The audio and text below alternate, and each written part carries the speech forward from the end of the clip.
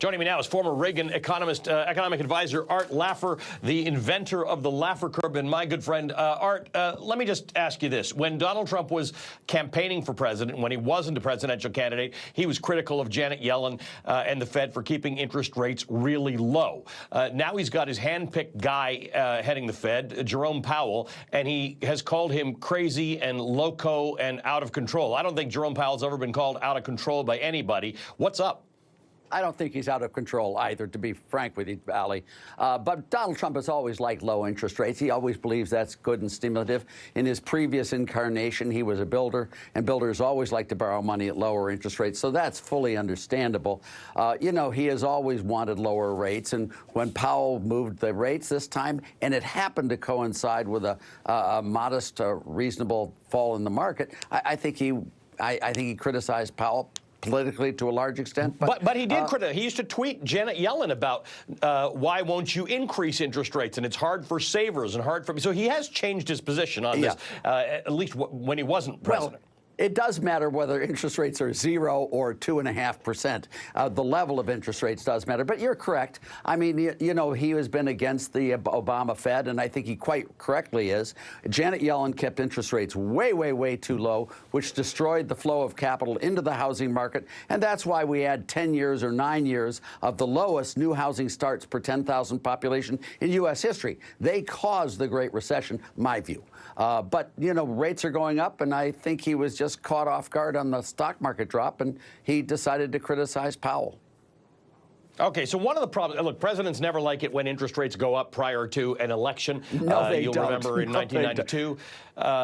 You know, Alan Greenspan got criticized for it. But here's the issue. Guys like you like low taxes.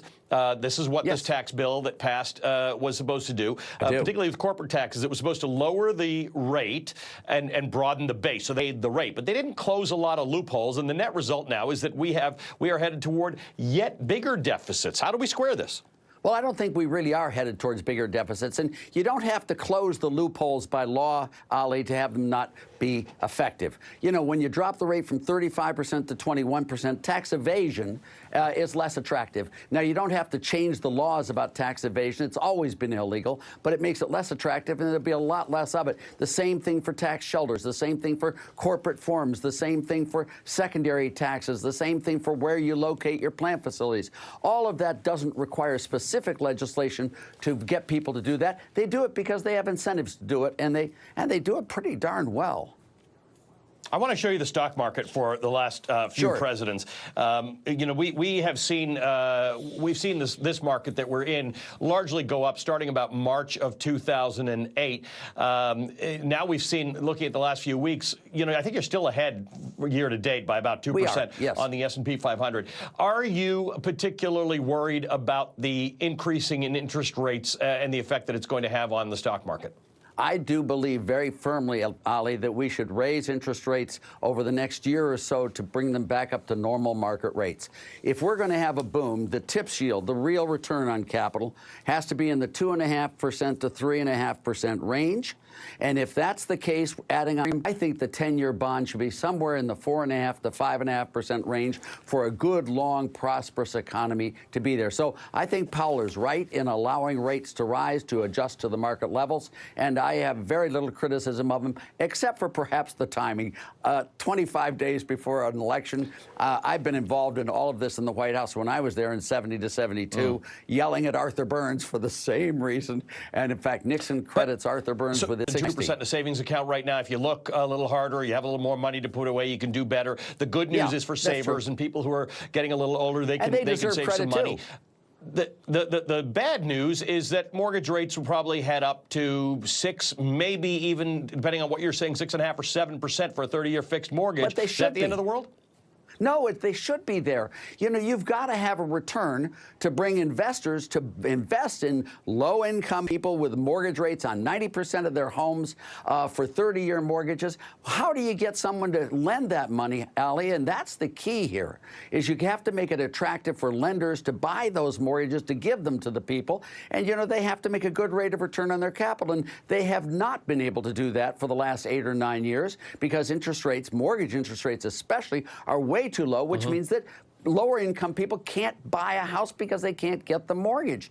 There's only one thing worse than high rates, and that's nothing. Right, right. So let me ask you this about deficits. We can disagree about where they're going. Sure. At the moment, they seem to be going higher, and our debt's increasing. We're not going to cut any spending on the military, even though a lot of conservatives want to cut spending generally. We're not cutting that. We've got our programs that we can't cut. So we only have discretionary spending to cut, and a lot of people are very worried that to compensate for an increased deficit that we're seeing, that many people projected, we're going to end up cutting social programs like Medicaid even more than we've already seen.